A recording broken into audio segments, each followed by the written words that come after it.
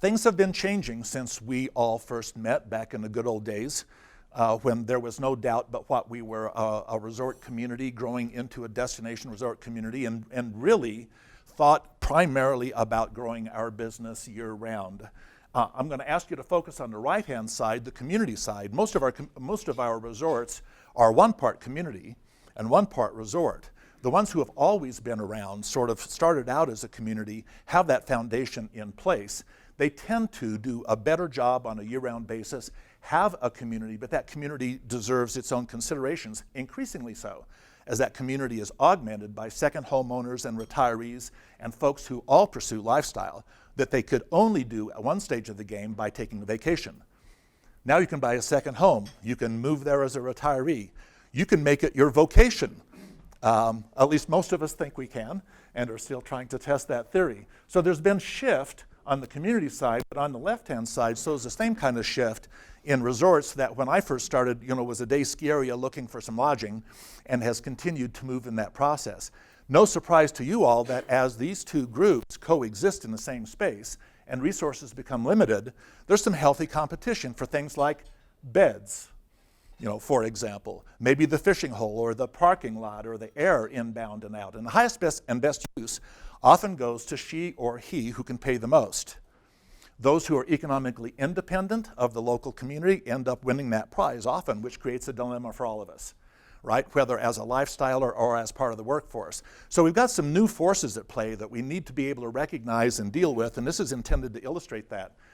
This is just a little snippet, and it turns out to be equally true for our destination guests, our second homeowners, our retirees, and most of us locals. So I'll give you a moment to read it, because it really speaks to the kind of the denominator of why we all find ourselves here.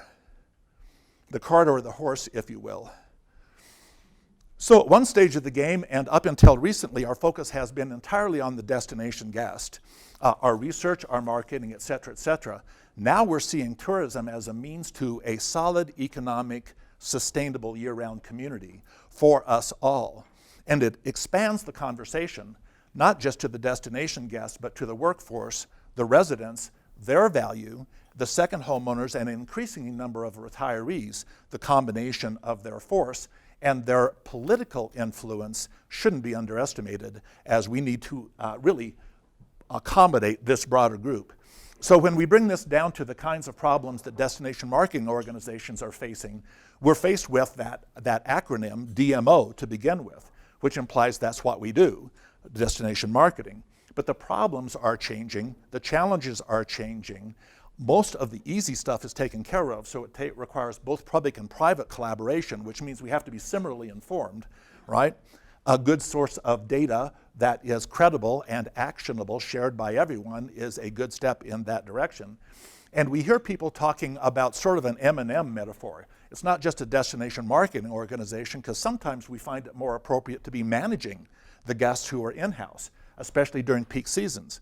We talk about raising our valleys and taking the pressure off our peaks so we have a more sustainable community for all concerned and a better quality of the service for all concerned. But that doesn't happen without some pretty good premeditation and a different paradigm than we have in the past. So sometimes we'll hear somebody talk about a DMO, but they're thinking destination management.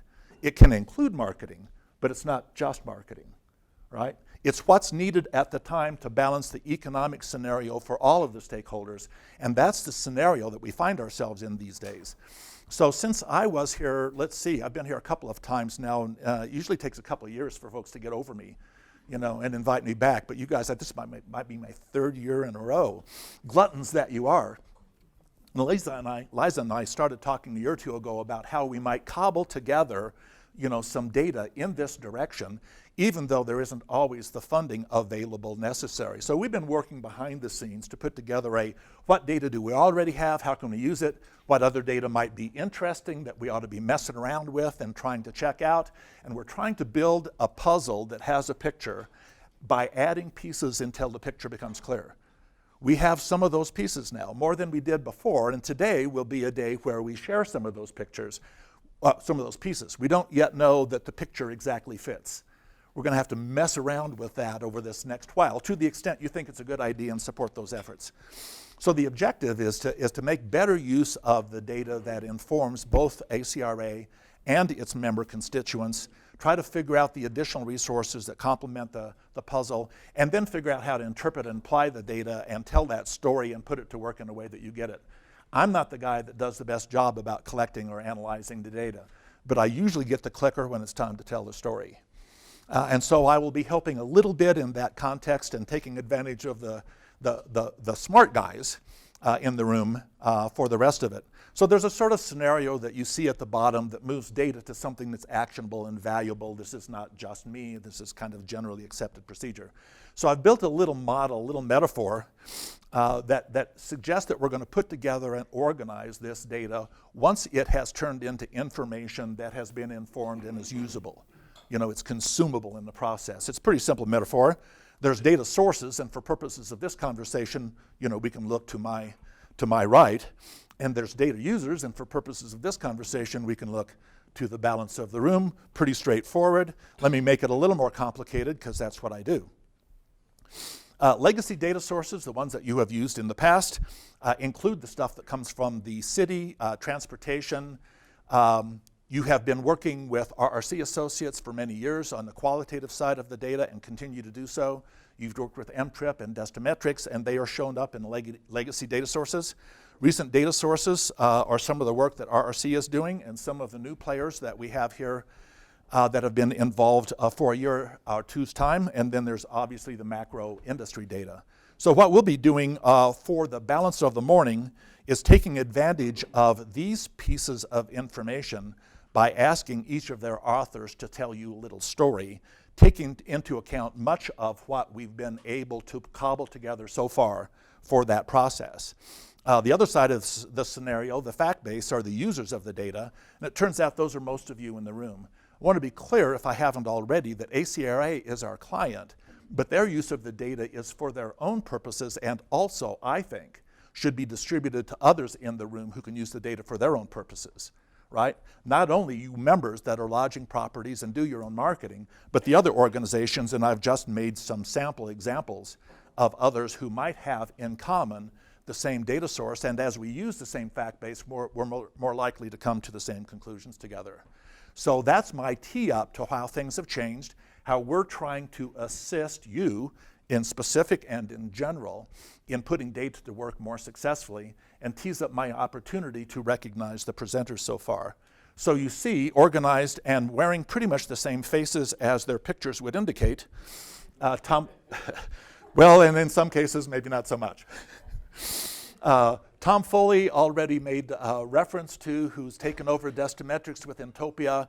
It's now called Intopia Business Intelligence. His responsibilities are greater than that, but today he continues to talk to you primarily from the Destametrics product in the Intopia family. I'll let him further introduce as time goes on, because he's first up. Kellen Cruz, wearing a really attractive goatee and smiling just about the same way as in his picture. Director of Business Development. AirDNA, if you don't know, is an offshoot of what started out with Airbnb. They made it their job to try to pull the data that Airbnb collected and make sense of it. That was in the early days, at least as I saw from the grandstand. That has moved on as time has, to really doing an exemplary job of pulling that data out and now adding the Expedia HomeAway VRBO set of data with promises of others, helping us figure out what I used to call the gray market. Maybe it's the rent by owner. Interestingly enough, that whole part of the world calls it short-term rentals, as if hotels and condos aren't. Yeah, well, that's one of the problems we have with this growing industry, is a confused lexicon about what we mean when we say what we say. It makes it easy for me as a presenter. Dave Becker, been around since the beginning of time, probably the first guy that I ran into that really deserves to be called a data scientist, and has been invaluable in many of things that I've done, as I know he has for you as well. He'll be talking about the two parts of the RRC research, and Matt Clement on your far right is kind of I think, the gee whiz guy in this equation, because his organization has been able to take advantage of new technology to do some things that haven't been even on the radar screen so far. and it represents some opportunities both in the short term and long term that I think you'll be interested in learning about as time goes on. So that takes care of my prepared comments, and I'm going to invite Tom to come up and share the show. Mr. Foley. This equation is important. The circumference of a pumpkin divided by the diameter of a pumpkin equals pumpkin pie. Off we go. I'm going to change around what we would normally do. As I said, I'm going to talk about the forces that are in play in the data that we're seeing, and some of this touches on things that other experts are going to talk about. And I'm going to start out by talking about the economic forces that are in play right now. You can read what's up here. We'll take a look at really the three metrics that we take a look at and what we're thinking about when we look at economic forces. And the reason we look at them is because what happens in financial markets and what happens in employment markets dictates what happens in consumer markets, and everything about us is what's the consumer feeling, what's their tolerance for spend, how confident are they feeling about the environment, and so forth. The Dow Jones actually is sitting very strongly right now, over 27,000 points. The problem that we see with the Dow right now is that it's traveled about 15,000 points up and down over the course of the last year. That's almost twice as much as normal, and it's only gone up about 1.7% from where it was last September. Right now, about 8% from where it was last October. That's because last October it dropped almost 2,000 points. So there's concern there, and what that means is that there's economic uncertainty. That in turn impacts consumers. And consumers are doing the exact same thing. The consumer confidence index is going up and down, it's going all over the place, but if you look at the graphic here, it hasn't gone anywhere. It's still strong, but consumers are now starting to say, we're worried about the future, we're worried about our earnings, we're worried about what we're going to do with discretionary dollars. And that reflects itself in rate pressure that we see as we try to get the same sort of rate growth that we've seen in the industry over the course of the last decade or so. Lastly, I bring jobs up here because they also very directly, impact consumers. And the jobs market, anybody who's been trying to hire knows that it is interesting. At 3.6% unemployment rate now, there's not a whole lot of people out there in the workforce who are looking for work. And in specialty work, that's even tougher to find. The problem with the unemployment rate right now is that while it stays stable, it is hard to hire, but from a consumer point of view, job creation is slowing down pretty dramatically. So I want to talk about some of these things, and I pardon the speed, but we've got time limits.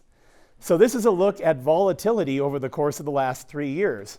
The line is just a representative pattern of the number of months in the last 6, or the percentage of months in each of the last 6 as we move across time, in which there's been a greater than 2.5% swing in financial marketplaces. So it's gone up since 2016. It dipped down, it settled, it's now gone way up, and it's continuing an upward trajectory of having these monthly swings that are really dramatic in percentage points. And we look at percentage points because they're measurable versus absolute number of points. So this is a concern, and this is what's making consumers, whether they know it or not, a little bit worried about what's going on in the future because they don't feel momentum in the economy. The other is job creation, and we keep hearing good numbers about job creation. They are good numbers, 136,000 jobs added last month. That's great. But it's trailing downward slowly. The long trend that we've seen since really 2010 in positive job growth is starting to trail off. There's a point at which the economy can't generate new jobs, and new jobs don't generate an economy, and that starts to balance out in weird ways. So those are things that are impacting consumers right now, and we'll see a little bit of that impact in the data in just a minute. The other thing that's at play when we look at what's happening is inventory, professionally managed inventory in mountain communities. We take that into account because, of course, if inventory increases, it's harder to make your year-over-year occupancy. If it decreases, it's easier to make, and you don't have to get as many reservations. And that is the underlying qualifier as to whether or not you're overperforming and underperforming in occupancy. It's not the reason, but it's one of the things you have to look at, all other things being equal. So industry-wide, the inventory across the West has barely moved, less than 0.1%. It's been very stable year over year. In Aspen, it's been relatively stable, about 1/3%.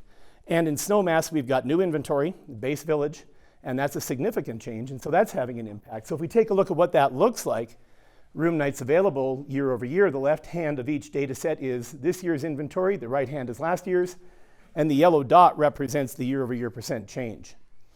And so you can see that the industry in Aspen on the two sides of this are pretty stable. Snowmass has had a considerable increase in inventory. We all know that that's the development. And that is going to have an impact on Aspen's business acquisition, consumer acquisition. It's a bright, new, shiny object, the other side of the valley, right? So those are things that attract consumers away from necessarily your market. Next up is dynamic inventory. And really, Kellen's going to be the expert on this and talking about it, but we need to think about inventory dynamically. We can't just think about what's available. When we do our transient inventory study, and we tell you there are 4,008 units in Aspen and Snowmass, and that includes Down Valley, those are professionally managed units, and it's 19,500 pillows. And we know that for a fact. We do a pretty good study about that. But there is a couple things going on. One is a normalization of the rent by owner marketplace, which is a terminology that I use. Some people call short-term rental, some people call it VRBO or Airbnb, but it's rent by owner. And the other is the dynamic way that those two types of inventory interact with each other. So this isn't meant to be representative, but pretend that that blue sample is the 4,008 units, and that's professionally managed. We know all about it, we know how it performs, and properties report to us, and that's great. And on the right-hand side, we've got this new, which isn't all that new anymore, inventory in the form of the rent-by-owner marketplace. But it really looks more like this, right? You've got exclusive rent-by-owner on the far left, and they're only done through professionally managed management companies. And on the far right-hand side, you've got the rent-by-owner market that only is sold through VRBO or Airbnb or other markets like that. And then in the middle, you've got the overlap. And that's the part that's hard to tell, but it doesn't look like this either. It looks like this, because units are jumping into and out of the inventory constantly, and that middle piece is really hard to understand. So when we start measuring these things, we have to think, okay, we know what this professionally managed unit did. We can infer what the rent-by-owner unit did, but we don't know whether or not we're double. Yeah, feel free. Excuse me. Come on through. I'm one of the most interruptible people. I really am. So we don't understand what that middle piece of inventory is doing. It's very difficult to understand what it's doing because you got to be able to reconcile those things that are available on both marketplaces and where did the transaction go through. So Kellen's going to have a lot more information on this, but it's just something, again, to contextualize so that you guys are tracking what's going on. And then average daily rate, and this comes back to the consumer. Average daily rate is up 2.7% at the industry level year over year for the summer this year compared to where it was last year. The cost of living is up 0.8%, it's 0.8% higher than the cost of living, which is up 1.9%. That means relative to the increase in everybody's everyday lives, it's a little bit that much more expensive to come to a mountain community during the summer. If you're coming to Aspen, it's 7.7% more expensive this year than it was last year, right? And that's a 5.0% difference versus the industry. That's a big change now from what people are experiencing in their growth. So now it's relatively more expensive this year to go to Aspen than it is to do a lot of other things. So there's a question about that, and what pushback do we get from the consumers based on what we see there? This is the trend that we're seeing in occupancy, ADR, and RevPAR. The bottom line is occupancy levels year over year, long view going back to 2016, and how that is coming down close to flat. The line above it is rate coming down close to flat. And the line above that is revenue coming down close to flat. When you get to flat, what do you do? Because all the tools in your toolbox about what lever you can pull to drive consumerism start to vanish from a room rate point of view, and you have to start thinking about value adds, what you can do to enhance the guest experience. And from a local perspective, how does the community want to think about where they're positioned? Yes, Aspen is an elite product. It's always been traditionally higher than the rest of the industry. It's got a rightful place there. The question is back to consumer tolerance. It's not a rhetorical question. It's one that you should be asking yourself. So quickly moving on to a different version that people are accustomed to as far as our performance, just looking at summer, May to October 31st. Across the industry, occupancy, you can see the numbers up there. The red indicates a year-over-year decline in occupancy. Why do we call it out red? It's the first decline in any metric for the aggregate summer season that we've seen since 2009-10.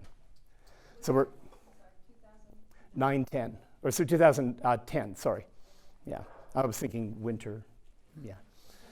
So that's a concern but there's a couple things about it. Is it because summer was such a meteoric growth that it's leveling off, or are we running into some intolerance from consumers?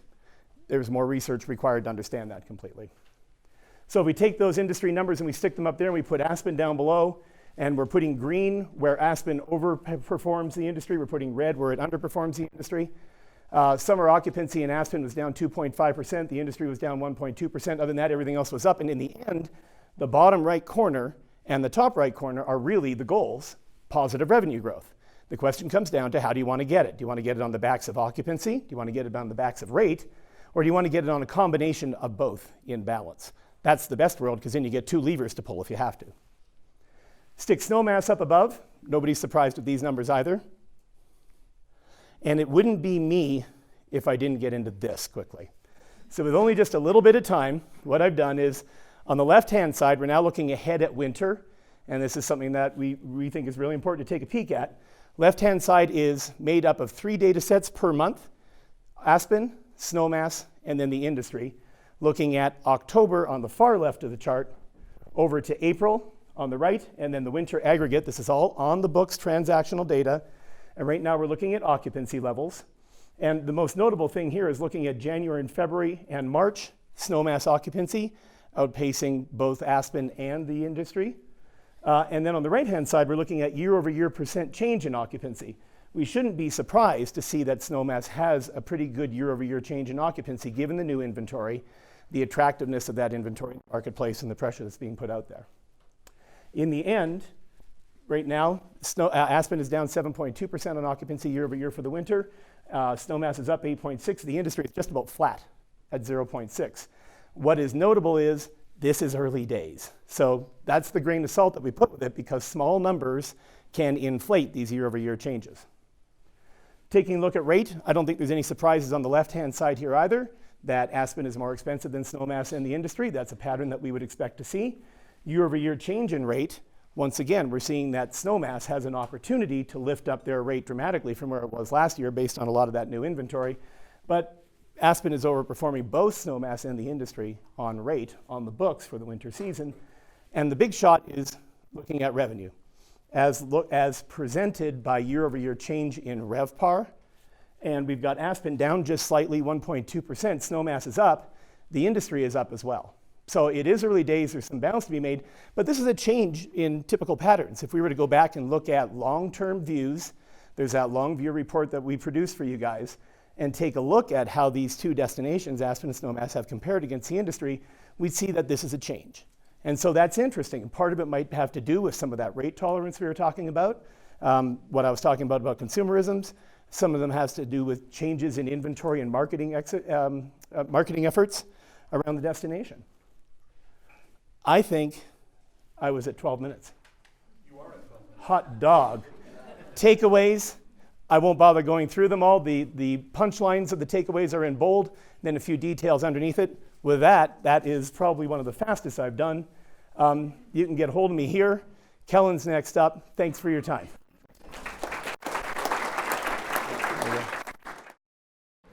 So I'm from AirDNA. I'm Director of Business Development. I run our destinations business. We work with about 250 tourism partners, just like you. So there's a lot of names that have gone around, even in this short presentation so far, of what is this sector, what does it mean, and hopefully I'll give you a little bit of indication of what that overall sector is, sizing, and then I'll go through a little bit of a case study on Pitkin County and Aspen. So what I'm showing here, $600 billion is the size of the hotel market. There's been just an explosive growth in the short-term rental market. It's grown 300% in the past 5 years, and now it's 17 cents on every dollar spent in accommodations. This is just an indicator of that. So 10 million properties across 80,000 markets. AirDNA focuses on using web scraping capabilities. So think about, how does Google find information on the web? How do you find show times for a particular town you're in to see a movie? AirDNA is trying to expose the same kind of analytics toward the rent-by-owner market. So we scrape every Airbnb, every HomeAway, and every VRBO property every day, 10 million listings, and then we're trying to find some sort of method, and we've found some success in that, to provide a lot of the same data points that Tom mentioned. So ADRs, occupancies, RevPARs, market sizing. And so I'll go into some of those details. But this is just a good indicator of how much there has been growth in the past 3 years. So 140%. So one of the toughest things that our company found in initially trying to understand this market was, what is a reservation versus what is a blocking? So if I go out to Airbnb right now and raise a show of hands of anybody who's used an Airbnb before or a HomeAway. So if I go to search for Aspen and I'm looking for a property, to the naked eye I can see very quickly what's available, what's unavailable. And what Tom had kind of mentioned before is when it gets a little tricky is trying to understand what's a reservation versus what's a blocked date. And that supply and demand shifts greatly day to day, week to week, month to month. There's a seasonal component. But what I'm indicating here is we took some reservation data that we were able to get our hands on, about 30 million reservations back in 2015 of Airbnb data, and we were able to build an algorithm to now look out into the future and say, for Aspen, for Los Angeles, for New York, what does that market look like? How many reservations were there for a particular month for a particular property? What are they booked at? What's the pickup rate? And then what days is that owner in the unit and is it not available? And so we're able to use data science to try to solve a similar problem that many others in the industry have looked to solve. So back in 2014, Airbnb had really launched and taken off in 2011. There was explosive growth. You know, it had become a household name. Once I heard my mother use the word Airbnb or Uber as a verb, I knew it wasn't going away. And Scott, our CEO and founder, very similarly saw an opportunity. And I'm happy to say, you know, being here for now 2 years, we were 15 employees when I joined in 2017. We're now 60. We've seen a huge explosion. We've kind of jumped on that tail a little bit.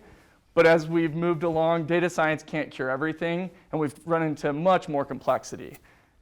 So what used to be one property on Airbnb is now being displayed on VRBO, on HomeAway, on Booking.com. Even Marriott has a homes and villas site. So what you're looking at here is one listing in Fort Lauderdale, Florida. Looks very much the same across the board, but it's different. It's being listed at different prices. It's got tons of complexity. And one of the efforts we've spent a lot of time on, and Ralph kind of alluded to this, was trying to find some sort of way to deduplicate that and ensure we're not double counting. And as Tom mentioned earlier, there's certainly still, in that Venn diagram, there's certainly still a piece of it that's got crossover. And we're working very hard to try to understand that more and make sure that we're not double counting across websites and then, of course, across the industry. So to talk a little bit more about this space for us, so AirDNA sells data and performance metrics to the rent-by-owner user, the host, the property owner, the investor. And there's about 10 million homes, 5 million people operating them, and about 2 rentals per operator.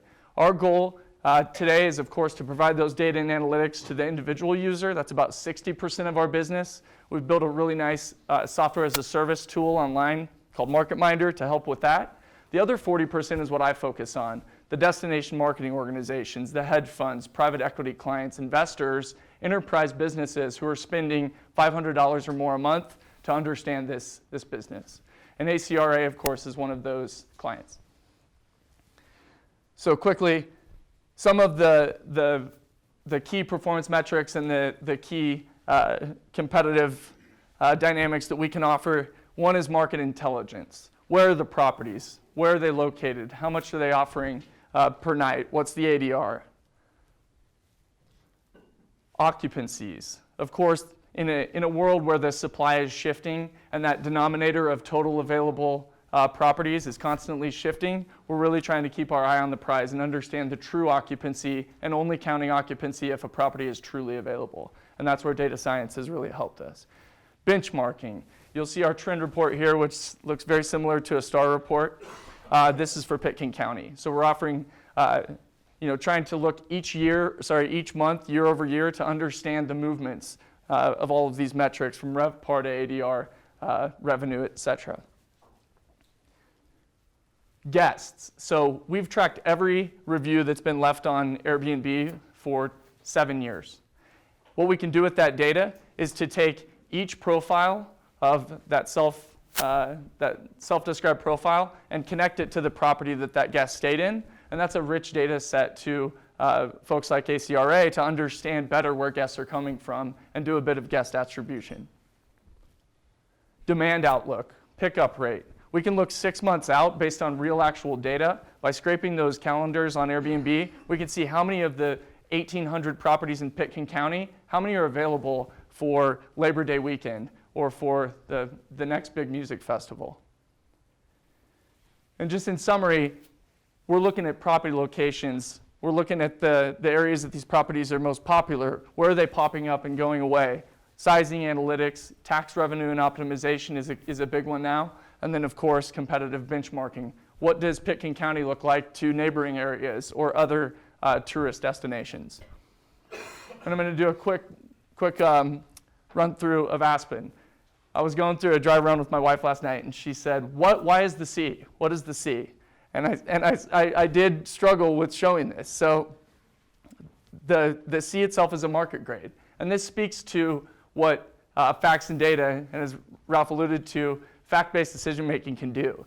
So what that's looking at is an overall investment profile of Aspen for the next potential investor. As you know, it's very, very hard to invest here. It's expensive. And so there's an investability rating of 10, which gives us a C ranking because for the next property that you're, marginal property you're looking to invest in, this might be a tough place to do that. Also across the top, we'll see tiles of ADR of 605 for October, occupancy of 39%, which is just a bit low of the 59% high in August. And then you can kind of see the heat map and then also rental channel, where the property is mostly being displayed. And in this case, mostly even between Airbnb and VRBO of about 35%. 30% of all property managers are channel managing. This is a quick view of the guest origin data I mentioned. We can look at the top 10 of domestic versus international origin cities. We can even see the social media presence and languages spoken. Snowmass gets an A. So anybody from Snowmass? ADR, not surprisingly, a little bit lower. Occupancy of about 45%. And similarly, and this is very unique to AirDNA, we're generally have been very popular in big cities, urban outlets where Airbnb really came on the scene and created a new market. And so quite honestly, ACRA is a really exciting client for us because it's helped us to work with people like Tom and Ralph to try to better understand a market that is being channel managed. You see the 30% Airbnb, 35% HomeAway, 35% channel managed. That means that that Venn diagram that Tom showed earlier is really in full play. And then quickly the top 10 cities of Snowmass. And then just a quick view of our trend report and how we kind of show and try to display that data each month. Thank you. So I'm going to talk about two different studies that we're doing for ACRA at the moment. The first is a Summer Visitor Intercept Survey, which has been ongoing for several years, and the second is a Arts and Culture Economic Impact Study. So first, with regards to the Summer Visitor Intercept Survey, this has been ongoing since 2006, every 2 to 3 years. This is the 7th iteration, and there were actually iterations even prior to us being involved. It involves talking to visitors primarily in downtown Aspen. Timing is typically from Memorial Day to end of September, early October. Sample sizes in the range of 600 to 3,500 each year. Trying to make the data as representative as possible by month of visit and by weekday, weekend of visit. There is a margin of error in the data, and so you do see a little variability year to year. You can't put too much weight on small changes, but instead what we're going to focus on are kind of those broader changes over time. How have things shifted or stayed the same since 2006? And also going to talk about some of the ways in which Aspen is relatively unique compared to other Colorado mountain resorts. So looking at the origin of visitors across the 4 U.S. Census regions, with Colorado broken out separately as well as international, you can see some shifts over the past 13 summers. A bit of an increase from Colorado, probably not surprising given all the growth in the state. a bit of a downtrend in both the Midwest and the Northeast, and a bit of an uptrend internationally, with Latin America being one of the steadier contributors to that growth. The South has been relatively stable over time. If you look at Aspen compared to other mountain resorts, in general, Aspen attracts a longer haul traveler. So less of a drive market, less visitors from in-state, less visitors from sort of those adjacent states in the Midwest and South. So Kansas, Nebraska, Missouri, Iowa, Oklahoma, less of those visitors make it to Aspen. A lot of them get intercepted by other resorts which are closer to their place of residence. So going one level deeper into the top 10 states and countries, a bit of a dip over time from New York and Illinois. A lot of the top states have held relatively stable over time. And again, Aspen tends to be stronger in some of those more distant states, California and especially Florida. Aspen does really quite well compared to other Colorado Mountain resorts. This is a bit of a diversion, kind of looking at the distinction between visitor days, which is what most of this presentation covers, and unique individuals who come to Aspen. So we just kind of look at the far left and kind of look at Colorado. You can see that Colorado accounts for 26% of visitor days to Aspen, where a person just spending one day counts as one visitor day. A person on a 5-night trip is 5 visitor days. And you can see that Colorado accounts for 43% of those unique individuals versus 26% of individual or visitor days. So it's mostly, there's some marketing and implications from this, and depending on the data source you're looking at and the analysis you're doing, you might look at one or the other, but there's clearly an important variation depending on how you look at that geographic origin by metric. Day versus overnight visit. So we've defined overnight visitors as people staying the night somewhere in the Aspen to Glenwood corridor.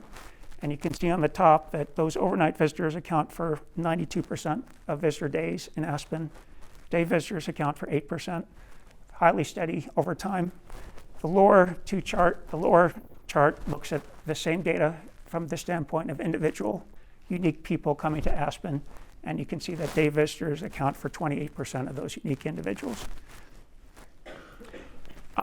Turning to age, and particularly generational cohort, you can see there's definitely a passing of the torch with the baby boomers and older generations, phasing out, and strong uptake by millennials and Gen Z, increasingly too now.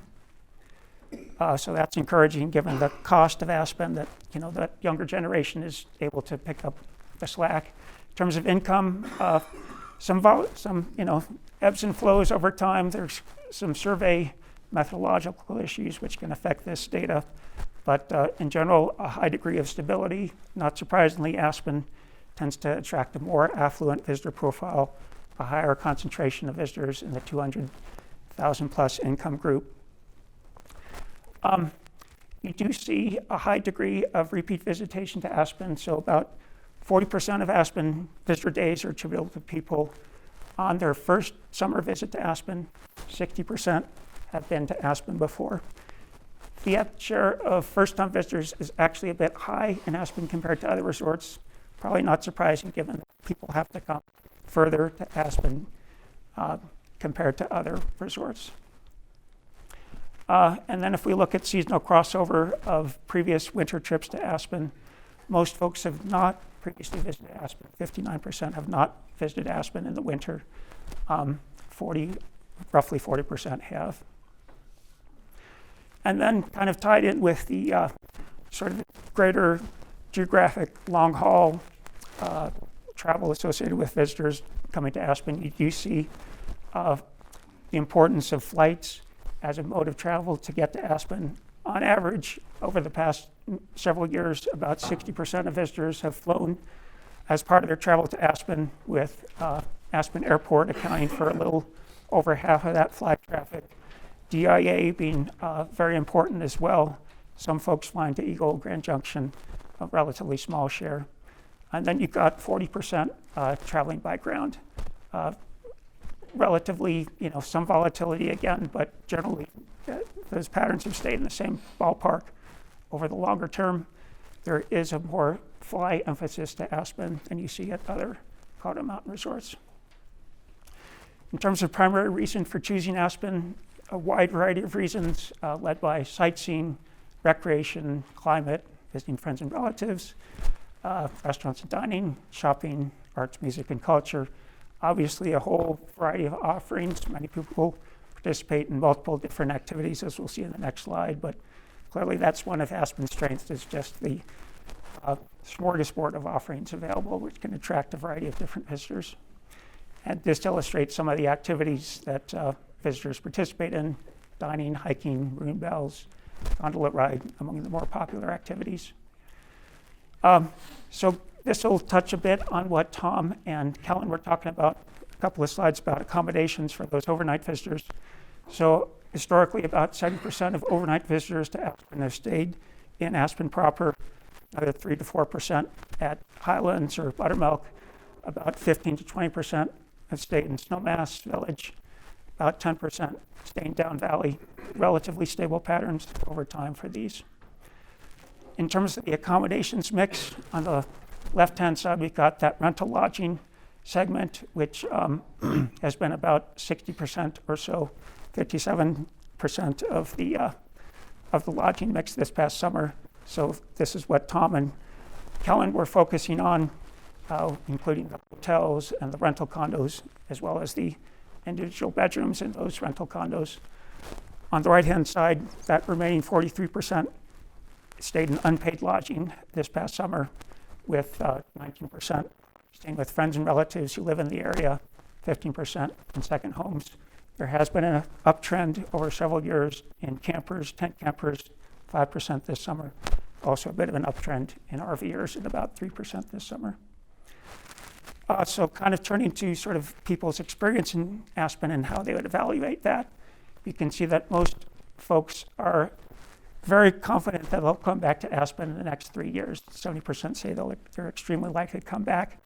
In practice, we see from past patterns of who the share of first-time versus repeat visitors that probably not all of that 70% will in fact come back. So that's obviously a challenge they have the desire. How can you sort of the logistics and sort of mechanics of that decision to ensure those repeat visits actually occur? And then just in terms of an opening question, are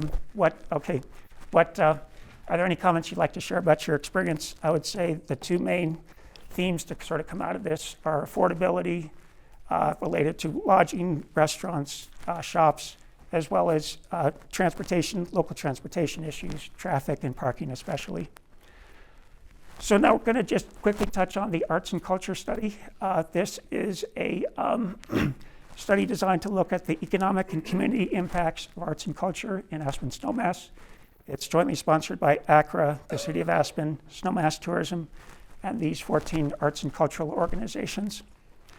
And so essentially it's going to look at, from the standpoint of economic impact, it's going to look at economic impact of the audiences and what they spend as part of their trips to Aspen. It's going to look at economic impact from the standpoint of organizational operations, just what does it take to run the Aspen Institute day to day.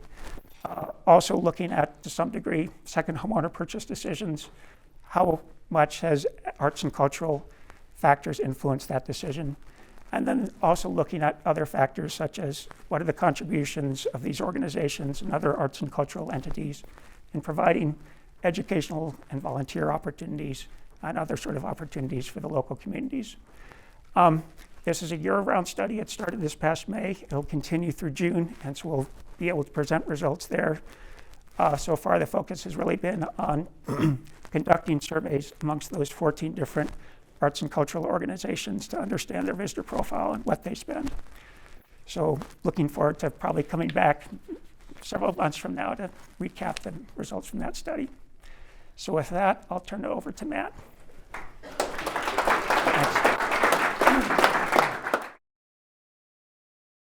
So we've got a lot to cover, and I'm going to try to go through this fairly quickly. I usually do these in about 30 minutes, and Ralph said he would hang me by my toenails if I went a hair over 12, so here we go.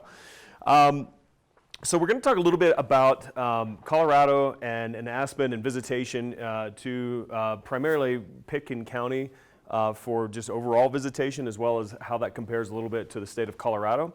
Then we're going to talk a little bit about attributed visitors. So let's talk about how we do that at Arrivalist. So it's kind of what Ralph said. We're somewhat of a new player on the block. We haven't been around for 30 years for sure, but we have been around for about 7 years. And the way that we work is that we are aggregating mobile location data. This is where everybody gets their phones out and starts deleting things. We aggregate mobile location data across about 120 million plus users in the United States.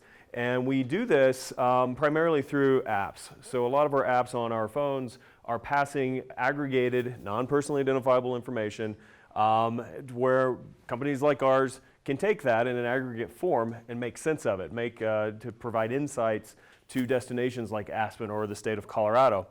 The location data that we're collecting is accurate to about 30 feet, which means I can place all of you right here in the Koch building, certainly at the resort. And it's a demographically balanced sample. So we don't see everybody, we see an awful lot of people, but what we're doing is that we're trying to build a panel that is as representative of the US population as possible in terms of demographics, where they're from, and so forth. So we have the right amount of people from Texas, my neck of the woods, as we do from Colorado and Florida and Wyoming. And of course, if you've heard of all these really horrible things like cell phone companies selling data without anybody knowing about it and all these other different regulations, we're very compliant with all of that. So with all of that preamble done, what does this allow us to do? It allows us to see visitation on a very granular level, providing very, very powerful insights to destinations, as well as resorts and airports and all sorts of different clients, as well as attribution, where we are looking at people who are exposed to media and then arriving in the market after that. We are working over these last 7 years with about 90 plus destinations, 40 of the states, including Colorado, many, many destinations here in Colorado. I think we're up to 12 now, and several other clients across a whole bunch of different other verticals. Okay, so let's get into the good stuff. So I wanted to start this presentation first, and this is courtesy of Kathy Ritter's team at the CTO. She's allowed us to use their data to give you some cool, I think, insights into what visitation here to the state of Colorado looks like, and then comparing that to Pitkin County. We don't have specific information for Aspen or Snowmass as of yet. We're going to be talking to the team there about maybe trying to figure out a way to get you this data next year. But for Colorado, first off, what you're going to see is that about 60% of all the arrivals into the state of Colorado are interstate trips. These are people coming from outside of the state. It's also worth noting we do not include international data in this particular data set yet. And then for intrastate, it's about 40%. And you can see the big story here is the average length of stay is quite different. Not surprisingly, people who are originating from within the state of Colorado spend about 1 day, 20 hours when they're on a trip. We define a trip across a couple of different filters, but the primary filter is someone who's going at least 50 miles from their home location and staying at least a couple of hours in a destination, at least a couple of hours away from home. So you can see there's not a surprising difference there. You can also see that the repeat visitation is a little bit higher in state. It's easier for people that live in Denver to go out and visit within their own state. Out of state's about 22%. Total for the state, day trips about 37%. That's going to be primarily driven by your in-state residents. And then 63% overnight. And then you'll also see day of arrival. I don't think there's any big surprises here, except to say that Colorado really is blessed as a state to have relatively high percentage of Thursday and midweek arrivals compared to a lot of other states. There's many, many, many other states that would love to see 15% of their total arrivals coming in on a Thursday. A lot of states. But let's talk about Pitkin County. So within the data set that we're working in for the state of Colorado, we are also looking at just the area that you guys call home. And so let's talk a little bit about Pitkin, and then you'll see some, I think, things that are quite different from the state as a whole. First, you guys have a slightly higher, and this is backed up by some of the other presenters and the data that they're seeing as well, you're seeing a higher percentage of interstate trips compared to intrastate. And you're also seeing that these folks are spending, when they come in, a pretty decent amount of time in Pitkin County. And for those who are actually in the county and then going to other places, it's also helping the state. So the people that you're attracting, when they go to other places within the state, they're spending quite a bit more time in the state as a whole, over 4 days, for those people who actually leave the county and go visit other places. So you guys are not just driving tourism for yourselves, but you're actually doing a hell of a job for everybody else in the state of Colorado as well. So gold star for that. You're also seeing that your overnight trips to day trips, pretty much in line with other data sets. And we really like to see this at Arrivalist. A lot of times we work in concert with qualitative forms of research. That's survey research, the why people travel. We're very much quantitative source. We just have numbers that we're looking at, and then we try to make sense of that. But really it's fun when you see two data sets that are completely different, really lining up pretty neatly in terms of day trip versus overnight. And I don't think it's anything too surprising. It's not exactly, you know, Denver's not exactly a day trip from here, I wouldn't say. But then you can also see the arrivals are pretty well matching up. There's a hair tick up for Thursday. So you're pulling a few more people that are coming in on a Thursday for a long weekend versus the state as a whole. And I will promise you, I usually don't go through these quick, but in 12 minutes we got to cover some ground. So let's talk about Colorado versus Pitkin County. Now this is all good news. We are looking at when people come into the market, places like New York, Los Angeles, Dallas, these are places where they're flying in, and we're looking at how much time, or rather how much time they're spending in the market, and what percentage of these markets make up visitation to Pitkin versus Colorado. You can see that you're really kind of winning across the board, and this is important for a couple of reasons. First, you're seeing that when people come to Pitkin County, they're spending much more time from these fly markets overall than if they're just going to Colorado in general. That's a good thing. The other thing is that you're getting a much higher percentage of these visitors from New York, Los Angeles, Dallas, Chicago, Houston than the state is as a whole. Someone mentioned earlier that people from Missouri, Nebraska, Kansas are not really making their way into Pitkin County in the sort of numbers that these fly markets are. Now, is anybody from Kansas, Nebraska, Missouri, any of those places? Okay, I'm only going to tick off 2 people here. The question you have to ask is, do you want those people? I don't know. Maybe you do, maybe you don't.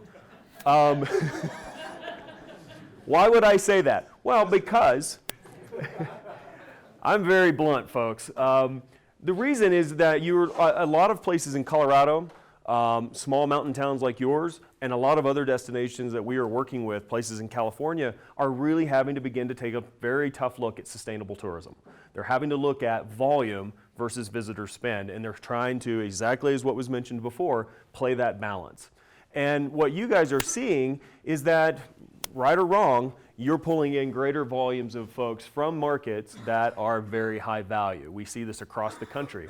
When you look at visitor spend, and we don't include that in our data set, but I get to work with a lot of folks like our panel today, you see this as a universal fact. So it's a win, and at the same time, it's something to think about. Do you ever want to adjust that balance to where you have people coming from the Midwest in bigger numbers? But let's talk about the seasons as well. So coming into this, as someone who didn't know the market as well as some of our other panel presenters, I really wanted to dive in here. And I'll be honest with you, I kind of wondered if summer wouldn't be much, much closer to winter in terms of your top market, at least in terms of the volume that we saw. But no, ski season's still pretty much making up the bulk. And I'm assuming that's probably not a big surprise, although summer is still a huge chunk, and then I would assume this is mud season, right? So no, it doesn't exist, no mud season. Fortunately, I'm probably going to get docked for a few points for that. But we do see one other thing is that ski season, when folks come here for a ski trip, or if they're just coming here in that November to April time period, that they are spending a little bit more time on average in the market than they are in other seasons. What's interesting is secret season, the time in the market really doesn't drop a whole lot compared to the fall, and it's really not that far off the pace even from summer. So the good news is that when people are choosing to come here in the off season, the shoulder seasons, they're still choosing to spend a pretty decent chunk of time. And we see in a lot of destinations, Cleveland for instance, that if you're here in the wintertime in Cleveland, that people get into Cleveland and out of Cleveland just as fast as they can. Not as true in the summertime, it's very pleasant there. All right, so top markets, and I've got 2 minutes to go here. Top markets by season, you'll see not a whole lot of surprises here. Ski season, you're seeing a lot of people from New York, Miami, LA by percentage. In summer, you see a little bit of a difference. People from Dallas, Houston, and DC are coming in droves. And you know, if you've ever been to Dallas, my hometown, in the summertime, you'd understand why we get up here as fast as we can. So let's look at a little bit about attribution. Now, what we've been doing is looking at people who have visited things like the website, and then we're able to actually see those people physically arrive in the market. I'd bore you to tears if I explained how that works technically speaking, but when we look at it, what we're seeing is that when people visit the Chamber website, we looked at two things. First, the volume of page views. Not a big surprise that a lot of people from Denver are visiting the website, and a lot of those people are showing up in the market. But what is kind of cool to see is that places like Los Angeles, DC, and Dallas-Fort Worth also make up some large shares of page views, but then are also showing up pretty healthy in terms of arrivals. So you see that the top 3 Texas markets, for instance, are all very heavy users of the website, while also showing up in pretty decent numbers after having visited the website. So the good news is, what that means is it kind of illustrates the importance of a good, strong DMO website that's promoting festivals and concerts and activities and all the things that are doing, and then showing up. We're also looking at the timing of arrivals. So you'll see that when people are showing up in terms of the time of year, about 5% of page views are happening during kind of what we would consider ski research time periods, and about 26% of the arrivals are attributed to that. It seems like a little bit more research is going on for summertime travel than winter travel, which is interesting. Ah, there you go. And then you're seeing things, we also track things like distance traveled. So when people are visiting the website and then showing up. And you'll see that for events, not real surprising, there's less miles traveled, although still 847 miles is a ton, versus things like fall foliage, hiking trails, even the homepage. And then you also see the difference in time to arrivals. So again, people are looking at the website for events, for instance, and then showing up within the month. Now, top origin markets, I'm going to finish on this pretty quickly. For paid media, so this is where the organization is investing its dollars and then seeing arrivals come in. Not a big surprise that Denver continues to be very important to you. We do measure Denver as a DMA. This is sort of the same way that Nielsen rates it. So it's not just the Denver metro. It even encompasses some portions of Wyoming, believe it or not. So it's a much, much bigger area than just the Denver metro. And then you're also seeing Los Angeles, San Francisco, and Dallas, Houston, all places that are being invested in that are also returning the lion's share of arrivals.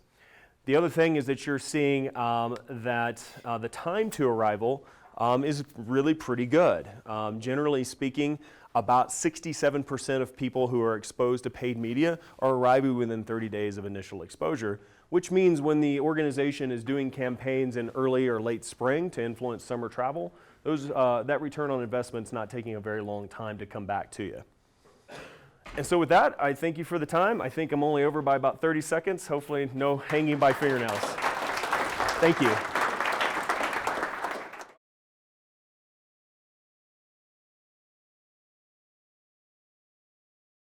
Thank you, everybody, for coming, and thanks to Ralph and all of our presenters and being partners in data collection.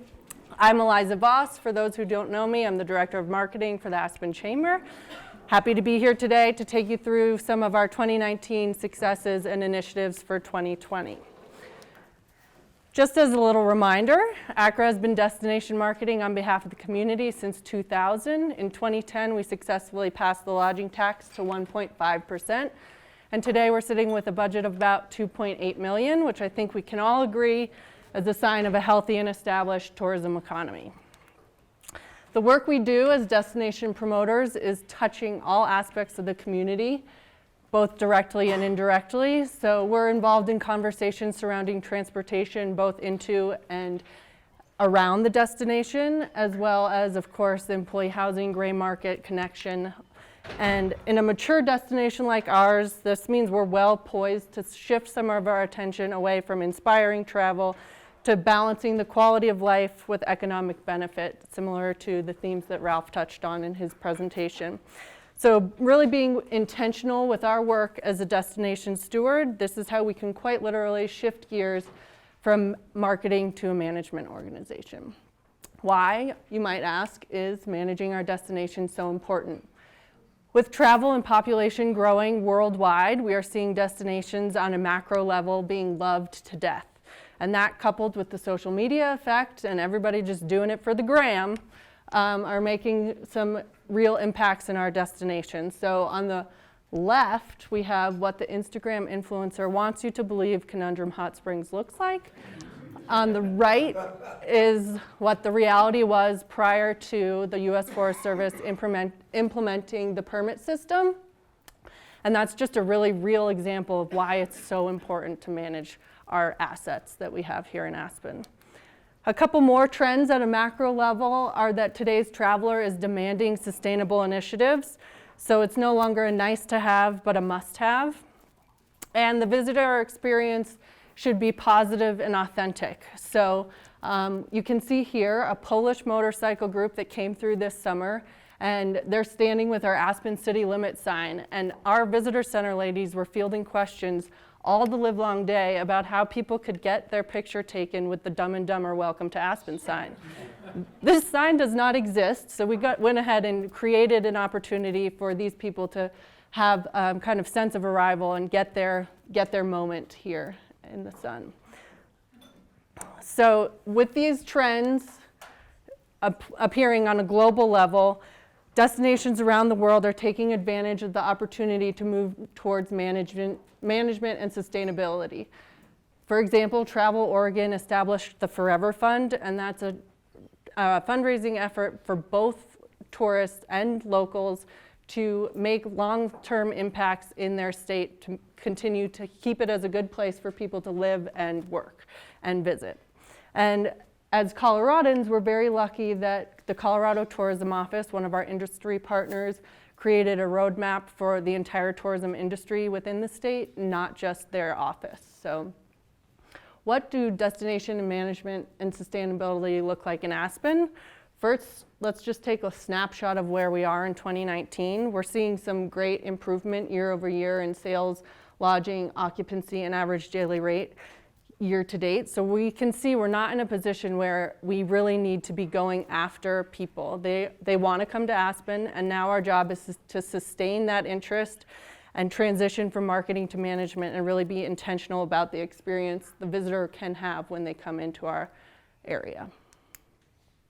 As we started looking at destination management and sustainability across the globe and plans that different destinations were putting into place, we really identified 4 themes that were appearing across the industry, and those were research, collaboration, dispersion, and education.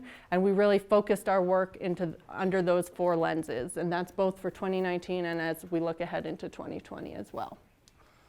Research, I think we really knocked that out of the park this morning. Quite a lot of data collection based on Arrivalist, which was that's the technology that allows you to tag your media and then actually track visitors once they come into market. We didn't really touch on how creepy that is, but there you have it. AirDNA, pulling back that gray market cover and seeing what's happening in the rent by owner market. How is that affecting our locals in the long-term rental pool for employee housing, et cetera. Metrics, of course, our long-term industry partner for occupancy and ADR rates surrounding hotels. The Summer Intercept Survey, which is an every other year program, and this year was a partnership with Aspen Skiing Company's new data team, as well as RRC. Tourism Sentiment Survey is something, we did not have a panelist speak on that, but we are in year 2 of a 3-year commitment with Destination Think. And that's really monitoring all the social conversations that are happening out there in the internet universe surrounding Aspen. So at the conclusion of the 3 years, which would be 2020, we'll be able to assess where we are as a destination and are we delivering on the promise to our visitor? And if not, how can we improve upon that? And of course, the Arts and Culture Economic Impact Study, which will conclude in June. Collaboration has always been a core tenet for doing business in Aspen, and here are some of the ways we're doing it through the lens of destination management. We have quite a few legacy partnerships The City of Aspen, of course, as contracted partners to deliver destination marketing services for our community. The Aspen Skiing Company and their investment in X Games, we are always a partner in that. It's a nice nod to our skiing heritage and an investment in our future. Snowmass Tourism is a partner of ours in our international PR efforts, as well as a great catch for any citywide group overflow that we have. Lodging partners, there's many of you in the room. We really couldn't do what we do without your support because we are constantly hosting media, familiarization trips, and special events in your properties. So we really, really appreciate the support you all provide. We meet with the arts and cultural nonprofit groups about 4 times a year, and that's in response to the fact that many of their programming are not as obvious as Aspen Mountain jutting out of the middle of town. So we want to make sure we're supporting the arts and cultural efforts. And this year we did, for the first time, a cooperative advertising opportunity in 5280, which is right here on the left. And then, of course, air service sustainability. I think some of David's slides spoke nicely to the increases in people flying into Aspen, and really our gain is Eagle's loss, I think. And it's really important that as part of a sustainable initiative, we've been able to add nonstop flights to our flight program, which is one of the most impactful things that when traveling via air you can do to reduce your impact. So less takeoffs and landings is always good for the environment. And also, thank you to Bill Tomsich for providing this data, but our flight program, which is also a collaboration between Ski Company, Pitkin County, City of Aspen, and Snowmass Tourism, has really focused on extending the length of our flights into the shoulder seasons, and we've seen great gains in May and October, which aligns nicely with our initiatives as well. Some other collaborations, so new faces, are the White River National Forest and our messaging surrounding the best way to the Maroon Bells. And I'll just show our video in case anybody forgets what the best way to the Maroon Bells Visiting the Maroon Bells. If you've come for a sign, crying, and shouting, then drive your own car. But if you'd like to save your breath for the breathtaking views, hop on the public shuttle and visit midweek when there are fewer crowds.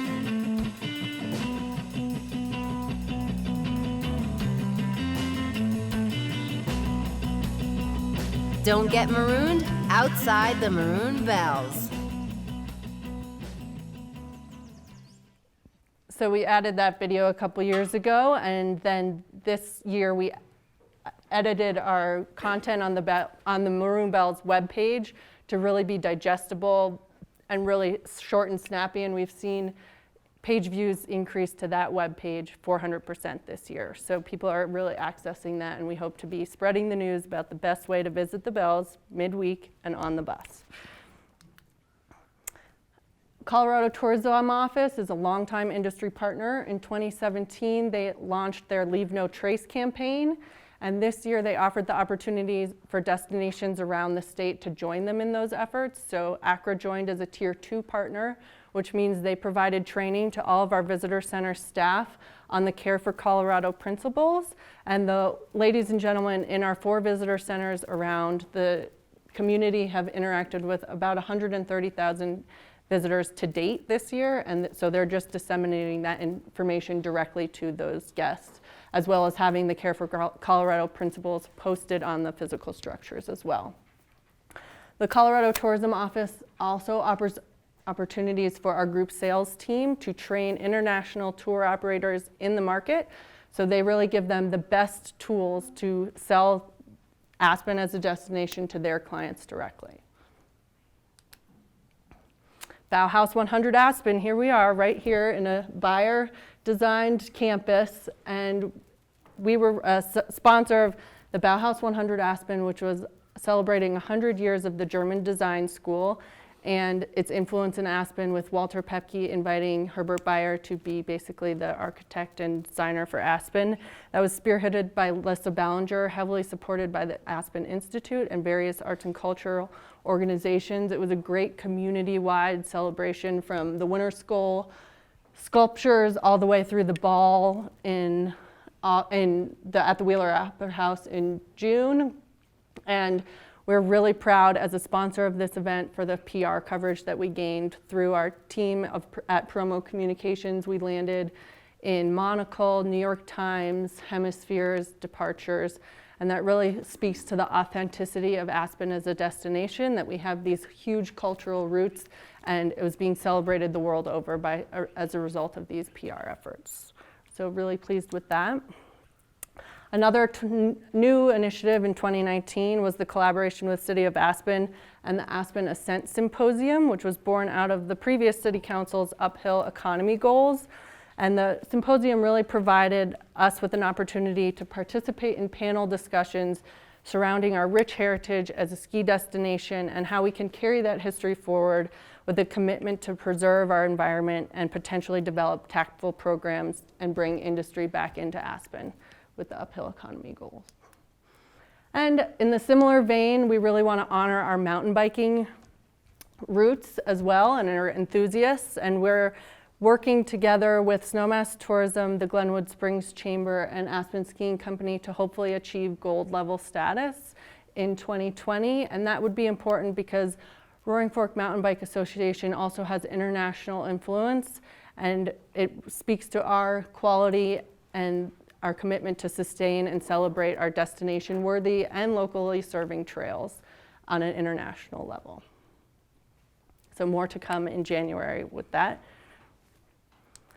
The third bucket we've really identified is dispersion, and what does that mean to ACRA? That means we can promote shoulder seasons, extend the season, perhaps alternative ways to recreate during the 8 peak weeks of summer, and of course suggesting midweek versus weekend travel whenever possible. In the spring, that means we have launched our secret season. Shh, don't tell anybody about secret season, which is May through early June. We're targeting the Denver and Front Range because that's a great market for us to come during that time. And here's an example of the campaign being executed on the RTD Green Line, which has about 3.5 million impressions in downtown Denver. We also have this campaign display on TripAdvisor as well as social media, and I'll show you this video shortly about which is how it was executed on Facebook. And the overall Secret Season campaign received about 2.1 million impressions, so we're letting a lot of people in on our little secret here about how to enjoy Aspen in a way that is not necessarily rate driven, but we believe that the spring has something to offer for the traveler as well. It's a full, complete experience, and you get access to Aspen like never before in the summer season. So here, without further ado, is our big secret.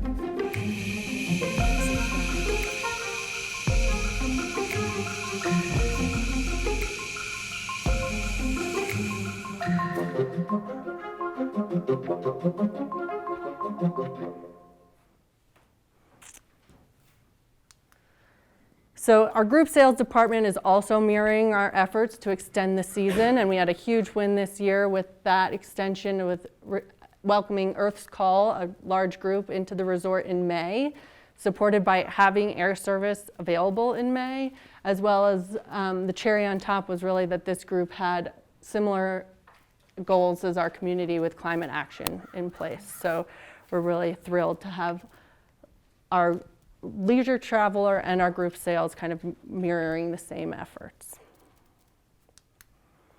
In peak season, dispersion looks a little different. There's tons of people in town, and our goal is to get them out into different ways to recreate. So alternatives to the Maroon Bells, lesser known hiking trails. And this type of content on our website is seeing 20% increased time on page. So people are finding that content useful, and they want to kind of get the insider knowledge of where else they can recreate. And then we also advertise our robust arts and cultural calendar on the WeCycle stations. This has kind of twofold dispersion tactic. One is to get people out of their cars and onto two wheels. and then also to take advantage of the people that are in town and kind of promote the arts and cultural offerings that they might not be aware of. So fill those seats for our arts and cultural partners as well.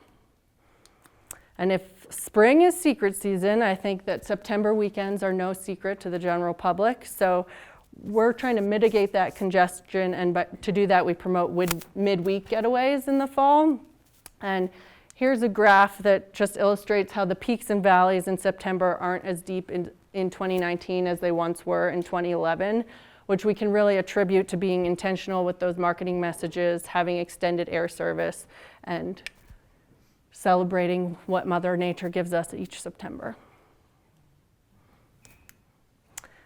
And when we talk about shifting to a management organization, education is really one of those most important themes. It's the final theme in our 4 buckets. And who are we educating? We're educating everyone, ourselves, the community, the visitor. And our first step in doing so was getting accredited with Destinations International Accreditation Program. And I like to joke that it was my work baby, and the gestational period was nearly as long as my carrying the actual baby. But we got approved before maternity leave, so this was a huge win.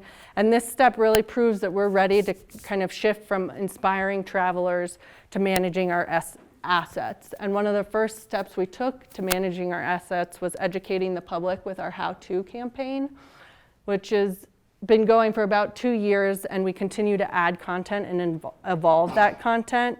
It seems that as we evolve the content, the general public kind of goes the opposite direction. So we had to add content this year on what to do if you see a moose. The spoiler alert there is don't pet the moose. And we also added some winter content, which I'll show you shortly, but in general, all how-to content page views increased 44% in 2019. And this was our first foray into winter content, which is how to carry your skis. And the ladies that work at the Pavilion Visitor Center across from Paradise Bakery maintain that this might be the most important piece of content ACRA has ever put together. So, How to Aspen Carrying Your Skis. If you want to at least look like you know what you're doing, you need to start with learning to carry your skis correctly. Not quite. Nope. If you're waiting in line, keep your skis out of the way so you don't hit anyone around you. And once you're out away from crowds, just keep both skis together and prop them up with your shoulder, like so. Hit the slopes and not the people around you. So hopefully our visitors will help Dinah over there at the Pavilion by carrying their skis correctly this year. Also part of the how-to campaign is the Aspen Pledge, which is really an actionable item for our visitors to pledge to explore Aspen responsibly. This year we continued distribution with that at our local hotels, local advertising and placement within the visitor centers. Our pledges increased on the website 120% this year, but I do have a question. Who has not taken the pledge here in the room?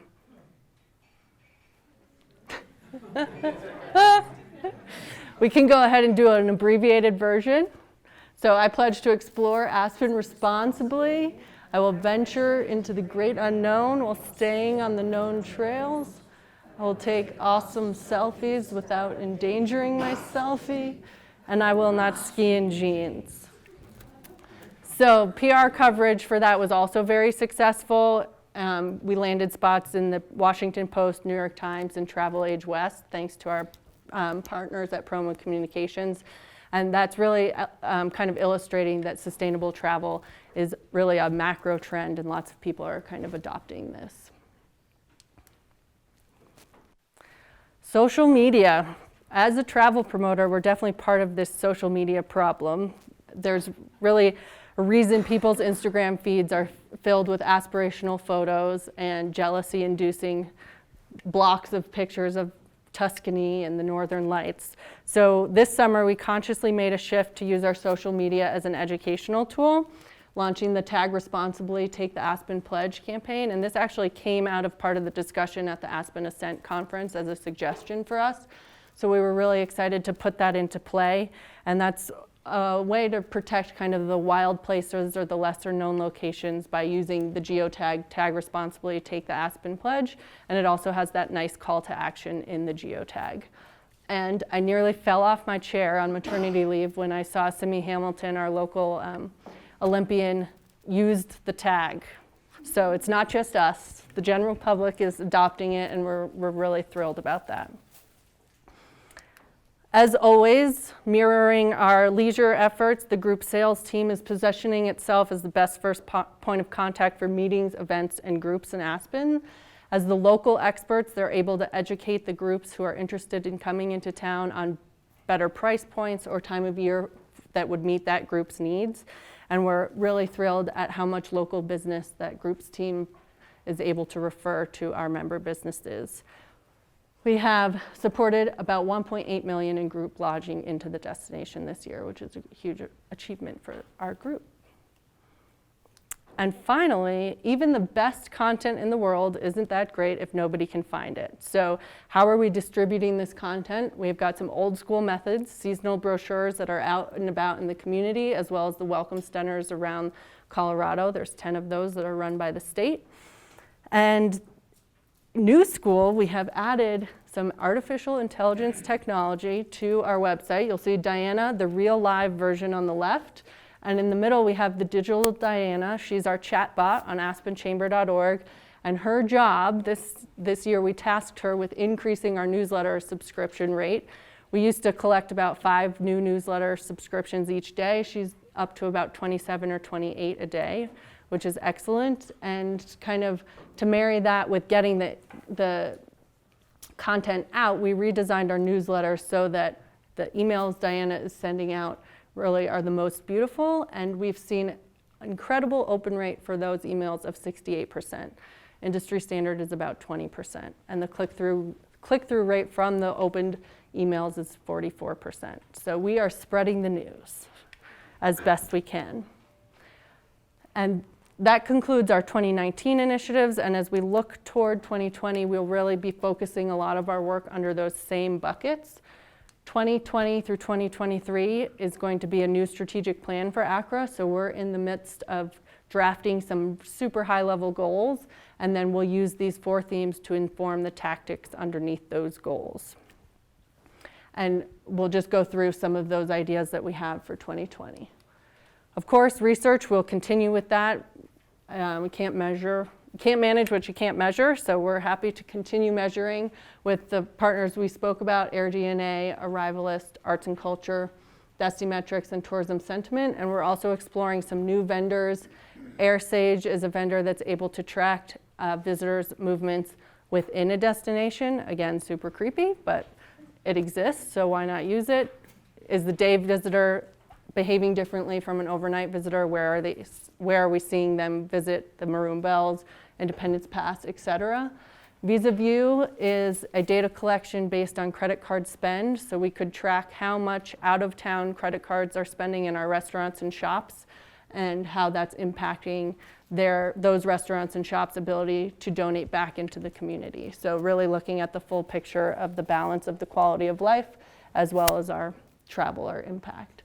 And then Destination Next, if you were at this presentation last year, we heard from Destination Next and how that was a public sentiment survey. So kind of gathering where we are on a community level and seeing what we need to do to implement a tourism master plan. So those are all options for us looking at 2020. We will continue our collaboration with the White River National Forest and are pleased to be in conversations with the management group looking at a reservation system for fall peak weekends in the Maroon Bells Wilderness, and that would really mirror the relationship the Glenwood Springs Chamber has with the Hanging Lake permit application process. As I mentioned, there's a lot of buzz around pledges in mountain town destinations, so we've approached the Pledge for the Wild, which is a collection of like-minded destinations, and we'd like to partner with them to really elevate our message and get that out further into the marketplace. We'll continue with our strategic event partnerships with Aspen Skiing Company and the X Games, really building upon our how-to campaign and probably creating some content around how-to X Games, as well as elevating events like Winter School, which are a great value add to the visitor experience, as well as a community benefit. Transportation, we will continue that partnership with the Air Service Sustainability Group, and that's really more important now than ever as we're in the ASA visioning process and how important we've seen such great results from having year-round airlift into the community. And communications in good times and in bad is really important for us to collaborate with. I hope you've all enjoyed, and if you haven't, tune in on KSPN to the Chamber Chat, which we do every week, and that every other week, talking about occupancy and how that might affect your business, as well as anything else going on at a community level. And then as we shift our lens into more of a management versus marketing, we're really looking at getting a seat at the table for crisis communications. So there's a group obviously in place for any crisis in the Upper Valley. There's an Upper Valley management team, but we need to get a seat at the table because we need to pull any advertising about hiking in the woods if the forest is on fire. And those are learnings that we've had 2 years ago with the basalt fire, and we just want to be prepared and get ahead of that. So get a seat at the table for those conversations. And we have a direct line of communication to member businesses if disaster were to strike. So collaboration efforts. What does dispersion look like in 2020? From a public relations standpoint, we can shift our messaging to target digital nomads. Those are people that do not need to be at a desk Monday through Friday, so why not invite them to come work from the gondola in Aspen? Also on a macro level, solo traveler is really something big, and Aspen has a lot of opportunities for a solo traveler to get immersed in the authentic Aspen experience. Tuesday Cruise Day, the Buttermilk Uphill Social, in addition to the City of Aspen Park Run. So there are great opportunities for a solo traveler to come in market and feel like they belong. We'll also do targeted marketing after some niche markets, so fly fishing in the spring, and really go after some like-minded travelers. So instead of creating tourists, we'll create some temporary locals. We will protect your La Hosteria bar menu special, but I think the idea of a temporary local is more appealing than just a quick in and out tourist. Content creation, we can be really nimble with this. For example, this year when Maroon Bells and Independence Pass opened late, we created content surrounding lower elevation hikes and distributed that to all of our hotel partners. So we will always be really nimble with what the season or the situation demands. We can create content around that and create diversion tactics. The downtown core in Aspen is a built environment and it can handle the crowds. I promise you our shop owners want those revolving doors of people in and out of their establishments. So we partner with our membership team on 7908 Reasons to Come to Town, and really we would like to elevate that campaign in 2020 and make sure we're doing the best to serve both the locals and the visitors in that.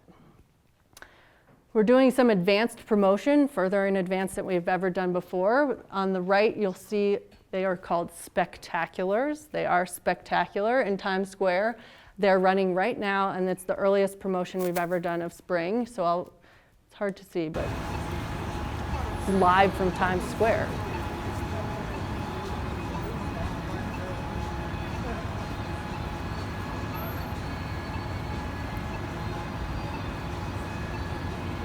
So it's a 15-second waterfall video in Times Square promoting Aspen as a destination for spring, summer, fall.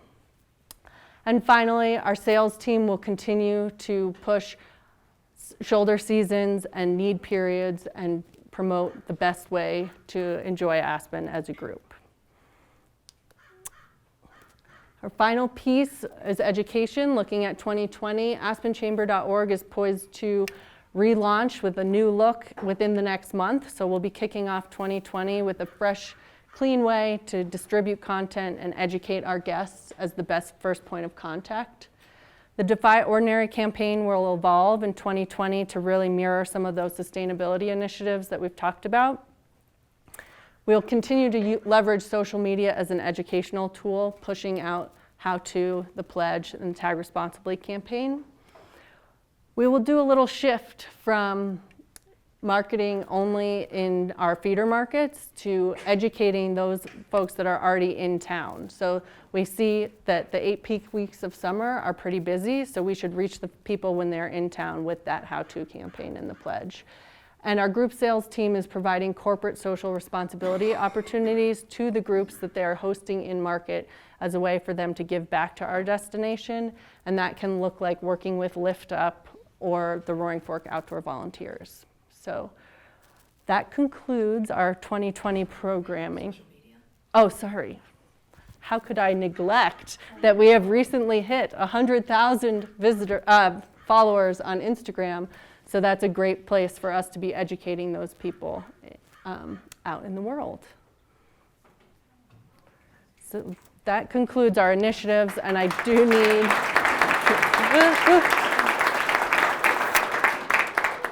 I'll run through the budget unless anybody wants to talk about the programming first. Okay. This is the income budget draft. It has been approved by the Marketing Advisory Committee, and we are looking for approval at the end of this meeting from the Aspen Lodging Association as well as the ACRA Board of Directors. So the appropriated number from the City of Aspen is about $2.9 million, and that is really being driven by rate, not necessarily forecasted occupancy increase. It is an increase of 3% over 2018. In 2020, we'll see the Lodge Commission sunset, and we'll bring in a group participation fee, and that's really as a result of speaking with our lodging partners as well as third-party meeting planners and bringing us more in line with where the industry sits to get rid of the commission structure, but have a participation fee which will support group sales initiatives. Our co-op funds come in from our partnership with Snowmass Tourism, as well as some Colorado Tourism Cooperative advertising opportunities, which brings us to the first time ever for a budget with a 3 in front of it. 3.07 million for 2020 is the draft income line. And for expenses, we'll see a slight increase in payroll as we hope to add administrative support for the department. Operating expenses go up slightly with the cost of doing business, as well as now with our commitment to, as the organization got certified with Destinations International, we now have some staff that need to be certified as well to kind of augment those efforts. Marketing goes up with our support of special events, as well as the evolution of the Defy Ordinary campaign to bring that in line with our sustainability initiatives. Partnerships will go up slightly. That reflects our partnership with Aspen Skiing Company and X Games, the City of Aspen audit position, as well as air service sustainability. Public relations, although it looks down, it's actually flat. It's just reflective of the international market and our exchange rate with our PR contracts in those international markets. Website, we had a huge investment this year for the redesign. Once that's launched, we'll go back into a kind of a sustainability campaign for that, so the line item is down slightly. And research, as we mentioned, is a huge investment for ACRA. It's just down slightly because of our summer intercept research is an every other year program. So that brings us to a spend of $3.07 million. Well, thank you so much. As a reminder, we need the ALA and the board to stay active.